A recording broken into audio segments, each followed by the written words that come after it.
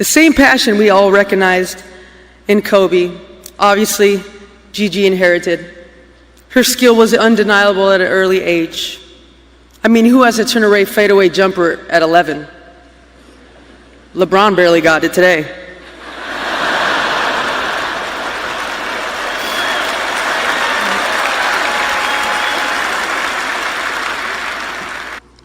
That he was just trying to be a better person, a better basketball player. We talked about business. We talked about family. We talked about everything.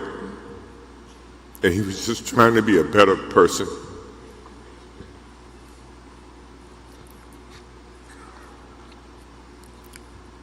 Now he's got me. I'll have to look at another crime meme for the next.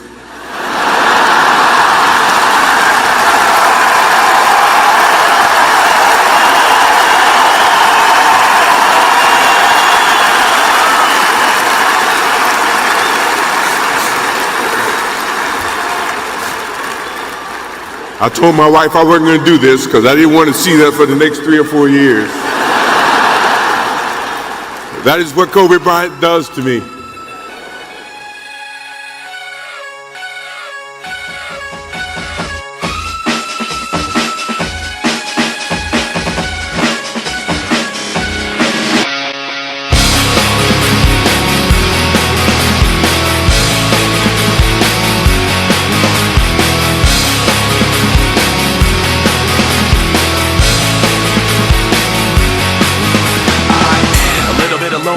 A little bit of disregard, handful of complaints, but I can't help the fact that everyone can see these scars. I am what I want you to want, what I want you to feel, but it's like no matter what I do, I can't convince you to just believe this is real. So let go, watching you turn your back like you always do, face away and pretend that I'm not, but I'll be here cause you're all that I got. I can't feel the way I did before.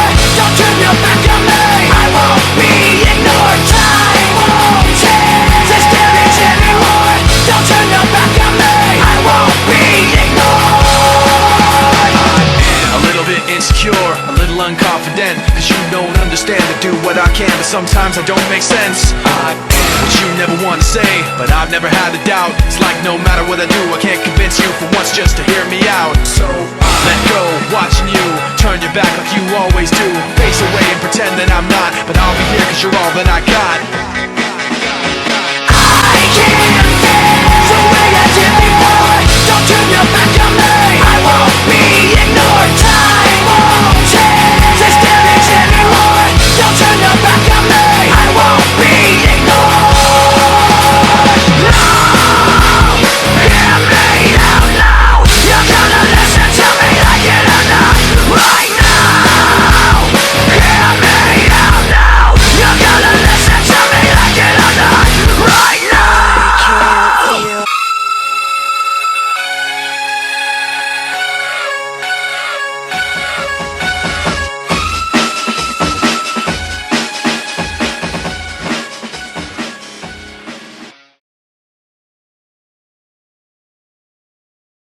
Welcome back to another episode of Lakeshow's finest. Redux. I'm your host, Charles Ryan, KB24 status, Kobe24 MP3, or yours truly, the biggest Lakers fan in the world. This podcast will probably be a little bit shorter than the traditional, I'd say 20 to 25 minute average, but we'll see. Gonna talk a little bit about the Sixers-Lakers game. Gonna talk about our defense.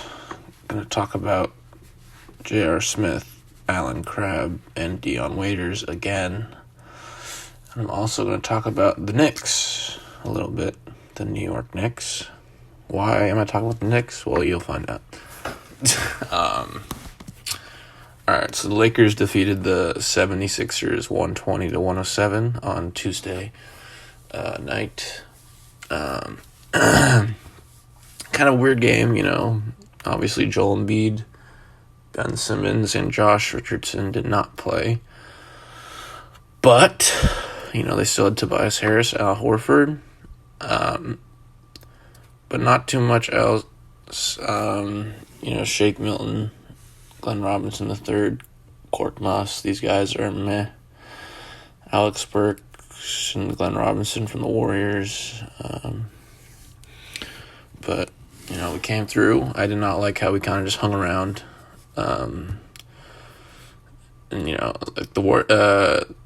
We didn't have the lead until, late in the second quarter. The Sixers went up by 13, as much as 13 in the second quarter. But I don't like that. The Lakers sometimes tend to do that. Just hang around, and then attack. And sometimes it's too late, like that Grizzlies game. The Grizzlies game on, I don't know, that was Saturday? Yeah, I think that was Saturday.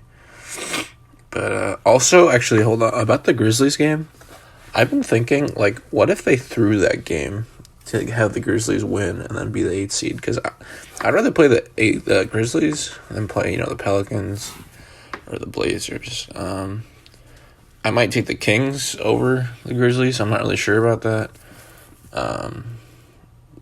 But, what if we do play the Grizzlies, I think Jaren Jackson will be back, and I think the other guy, I forgot his name. It's not Derek White. It's some weird name. I forgot. He's good, though. It's not Dylan Brooks, but that's interesting. I don't think they went into the game saying, let's throw the game, but when they were down by 20 in the third, I think they just said, F it, let's just, I don't know, give up. But you never know for sure, but I think that would make sense because the Grizzlies have been, fighting off the Pelicans and the Kings, and now I think the Pelicans are actually the 13th seed based on their last few losses to us and actually last night against the Mavericks. Yeah, the Pelicans are actually the 12th seed. But yeah, the Grizzlies are 500, 31-31. They lost 5 straight before this 3-game winning streak that we helped them get on. But yeah, I don't know what happened there. But yeah, so the Lakers hung around with the Sixers. There was one lead change. So after the Lakers took over the lead in the second quarter, they never looked back. They were tied 4 times, and the longest run was 16 points, which was probably by the Lakers. Yeah, it's definitely by the Lakers. The Lakers are now 40-0. 4-0-0 when they're leading going to the fourth quarter, which is incredible. I can't believe that. Also, the Lakers are tied with the Bucks for the best away road record at 25-6. We are 9-1 in our last 10, and we almost have the best divisional record at 8-2. There's 2 teams above us. The Nuggets are 10-1, and then the Bucks are 13-1. But nobody else has 2 losses like us. We have the best record in the conference at 32-7. We have done really. It's strange. We have done really well against Western Conference teams, especially on the road. There was that stat.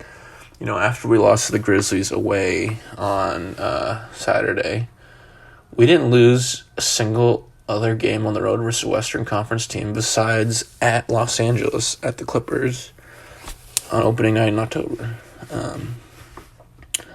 So that's crazy. So really, our 4 losses are against Eastern teams on the road. But yeah, so we've already played almost 40 conference games, so we still have about 13 left. But yeah, interesting stuff there. The Lakers shot 54%, while the 76ers shot 44%. We were 40% from 3, so were the Sixers 40%. We were 83% from the free throw line, 15 for 18, and the free throws for the 76ers were 75% from the line for 15 for 20. The turnover battle. the rebounding battle. Our rebounding efforts have been on and off lately. We had one more rebound than them. Lakers had 43, Sixers had 42. We had 10 offensive rebounds, and the Sixers had 12. Very similar stats. We had 25 assists. They had 24 assists. We had 9 steals, 10 steals for the Sixers, 6 blocks for the Lakers, 1 block for the 76ers, and they had 15 turnovers, and we only had 13 turnovers. So, not a lot of different stats there. Very similar. Yeah, so LeBron kicked ass, like usual. When I say kicked ass, I mean he had this sexy, you guys probably saw it, but that almost half-court shot was incredible. It was really awesome. Somehow LeBron's plus-minus was -2. I don't know how that's possible. But yeah, LeBron played 33 minutes. I like that, resting for 15 minutes. 22 points on 56% shooting, 7 rebounds, 14 assists, 1 steal, 2 blocks, and 3 turnovers. Anthony Davis, a plus 30 for the game. 38 minutes, 37 points, 4 for 5 from 3, 7 for 8 from the free throw line, 13 rebounds, 2 assists, 4 steals, 2 blocks, and 2 turnovers. For once again, a plus 30. That's crazy. JaVale McGee, 14 minutes, 6 points, 5 rebounds, 1 block, 1 turnover. Avery Bradley. And Avery Bradley's defense has been insane. Love this guy. I can see him going to all defensive second team. He's been on all defense first and second team throughout his career, but I can see him making second for sure this year. I don't see why not. But he did play 34 minutes, so he was, assigned to the best guard usually whenever he was on there. 34 minutes, 10 points, 5 rebounds, 3 assists, 2 steals. Kyle Kuzma, 19 minutes, 7 points, shot 3 for 10 from the field. Gotta do better, buddy. If he's 4 for 10, it's fine, I guess. If it's 3 for 10, no. 5 rebounds and 1 turnover for plus 18. Avery Bradley was a plus 24. Avery Bradley had the second best plus minus after Anthony Davis's 30. KCP, 23 minutes, 10 points, 1 rebound. Rondo, 19 minutes, 8 points, 3 assists, 2 turnovers, 1 steal. Keith Morris, 2 points, 2 turnovers, 1 block. Dwight Howard, 11 points, 1 rebound, 1 steal. On the flip side, the Philadelphia 76ers, what do you know? They aren't very good without legends Ben Simmons and Joel Embiid. They are the 6th seed right now, the 76ers, and it looks like that's where they're going to stay. It looks like they're probably going to play Toronto or Boston. I don't think it's a very good matchup for any of them. Yeah, Philly played the Raptors last year when Kawhi made that devastating shot. But I do not think the Celtics played the 76ers in the playoffs last year. Only the Raptors. But yeah, so nobody had a positive plus-minus except for Korkmaz with the +0. Everybody else is negative.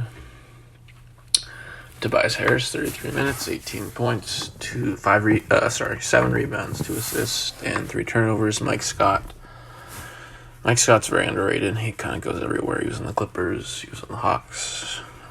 He goes everywhere. Mike Scott, 12 points, 8 rebounds, 2 assists, and 1 steal, 1 turnover. I'm pretty sure Mike Scott was involved in the Tobias Harris Clipper trade. the Landry Shamet, whatever, bullshit. Al Horford. So overrated. Contract's overrated. I mean, this guy, Jesus Christ. And he's like a dinosaur as well. He's like 35 or some stuff. 33 minutes, 8 points. On 25% shooting. 11 rebounds. 3 assists, 2 turnovers, 2 steals, and 1 block. Matisse Thybulle.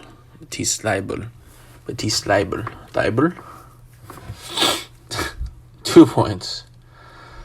4 rebounds, 3 assists, 1 steal, 1 turnover. Shake Milton. 28 minutes, 12 points. 1 rebound, 6 assists, 5 turnovers. 5 turnovers, holy shit. 5 turnovers? Wow. 3 steals. Korkmaz, 11 points. 2 rebounds, 2 assists, 2 steals. Glenn Robinson, the Warriors bandwagoner. I should have stayed in Indiana. Because he's not going to get any minutes when everybody's healthy. 31 minutes, 25 points on 10 for 15 shooting, 3 for 5 from 3, and 2 for 2 from the free throw line for Glenn Robinson. Glenn Robinson had 4 rebounds, 1 assist, 1 steal. And then Alec Burks, 12 points. Shot 8 free throws, made 7, 4 rebounds, 1 assist, 1 turnover, and yeah. So the Lakers are playing well. I believe, we went 2-1 on that, what's it called? We went 2-1 on that little mini trip, when it was Warriors, Grizzlies, and Pelicans, which I thought would be fine. And now we have 6 games at home. Well, now only 5, because we already played 1. But it goes Bucks, at Clippers, Nets, Rockets, Nuggets. And then we have 1 game away. We go to Utah, and then we come back, and we play Utah again at home. And then we have a 6-game road trip. And I said this a couple times, but if we just go 4-2 on this, I'd be happy. What's very nice is there's no back-to-backs except for the first 2. The first 2 games are the Hornets and then the Pistons. Those teams aren't particularly very good. But what's nice about this back-to-back is the Lakers have 2 games off before the back-to-back. It's not like it's a game, a day off, and 2 games. No, 2 days off. It's Hornets, Pistons, Raptors, Cavs, Wizards, Timberwolves. None of those teams are actually in the playoffs right now, except for the Raptors, so we kind of got lucky there. And it should be interesting to see, if we're lucky, if Karl-Anthony Towns ends up playing in the Lakers-Timberwolves game on March 30th. And maybe Bradley Beal won't even be playing on the Wizards game for him to rest, because there'll only be about 10 games. We got 10 games left in the season. Or maybe the Wizards will go on a run, and because the Wizards are the 9 seed, maybe they'll go on a run and he'll play. But yeah, it should be fun to see Andre Drummond on the Cavs. I look forward to watching that. He hasn't played lately, I don't think, but we'll see. But yeah, we be legends. So real quickly, I just want to say this. I really want J.R. Smith. I think that is the best option. It sounds like they had no interest in working out Allen Crabbe, even though he's a 3-point assassin. But, it makes sense, I guess, for defensive purposes to want J.R. Smith. J.R. Smith is older. I think he's like 34. Well, let me just check this real fast. J.R. Smith is 34 years old. But, it's obvious. He's a veteran. He has championship experience, playoff experience. Been in the league for a very long time. And he knows how to win. He might be a little bit foolish and sometimes and joke and all that. But, the Lakers are winning right now, so it's okay to joke. Notice the players are really happy all the time. And, players like Danny Green I think even on his podcast and other podcasts are saying this is the best, most fun team and the best team he's ever been around because everybody really gets along and they always do things together, and that's good to hear. So I think they should just pick up J.R. Smith just for defensive purposes. I guess J.R. Smith is like a mini Danny Green because Danny Green can shoot and play defense as well. But our defense is really underrated. I really think so. I mean, Avery is playing the best defense all year. Kuzma seems to be shuffling his feet when he wants. And, of course, we have players like KCP and Dwight and JaVale and AD. Keith is solid on defense, I guess. He did have the worst plus-minus at -16 in this game, but he's, decent. Rondo, not very good at defense. But, yeah, I mean... And LeBron can turn it on when he wants. Usually his defense is getting mad at somebody when there's a dunk. Or usually his defense is losing somebody on a backdoor cut, and then he blames that person for not helping out when LeBron didn't really say anything. But, yeah. So at the beginning I talked about the Knicks, and something with the Knicks. I went to a Knicks game last night. It was Knicks Jazz, the Utah Mormons. And I didn't know this, but I thought Spike Lee would be at the game. Everybody would be cheering for him and everything. But apparently on ESPN on First Take, he said that he's not going to another game this year. So missed him. But whatever, it is what it is. I actually left the game early. I did not care for it. Nice stadium though. I've never been to Madison Square Garden. It's a very nice stadium. Very, very nice. Also, Bogdanovich and Randall are my fantasy players, so it was funny. I was rooting for, both of them.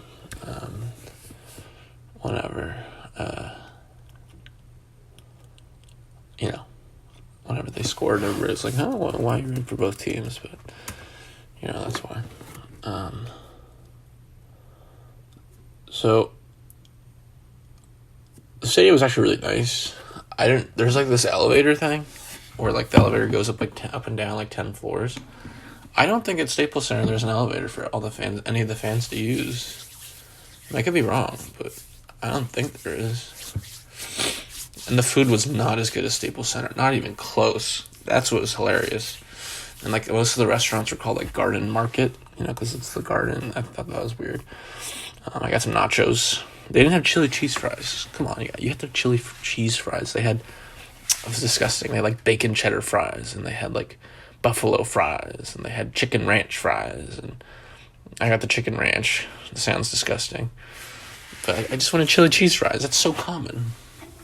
And the place I got them from was called Top Dog. Hey, Top Dog. What? What the fuck? All right, so that's my Knicks game experience. I'm probably never going to go to a game again unless it's Lakers at Knicks, and I happen to be in town. But, that was interesting. Very nice stadium. Oh, I didn't tell you this. So my seats were in the lower gallery of the 200 section. So the way the Knicks Arena works is there's the 100 sections, which is the lower bowl. And there's the 200 sections, which is the upper bowl. And then on the left and right side, so the two sides behind the basket, all the way up are, I think, 300 and 400.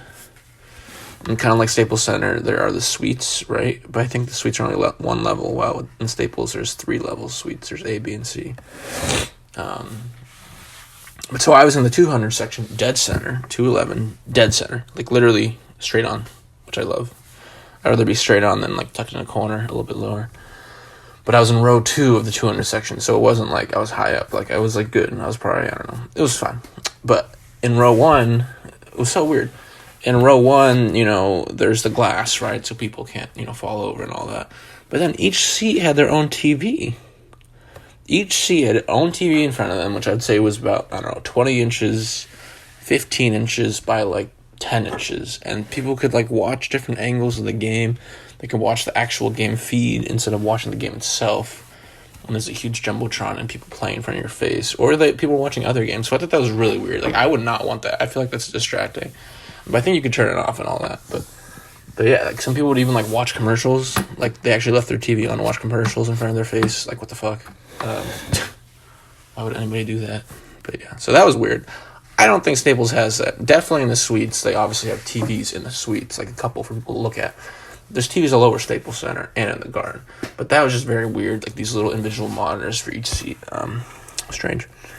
All right, once again, KB24 status, Charles Ryan, Kobe24 MP3, the biggest Lakers fan in the world. We have a big game tomorrow, Friday night, against the Milwaukee Bucks. I think we have to avenge the loss that we had to them back in, I think it was December. Yeah, that was not a fun game.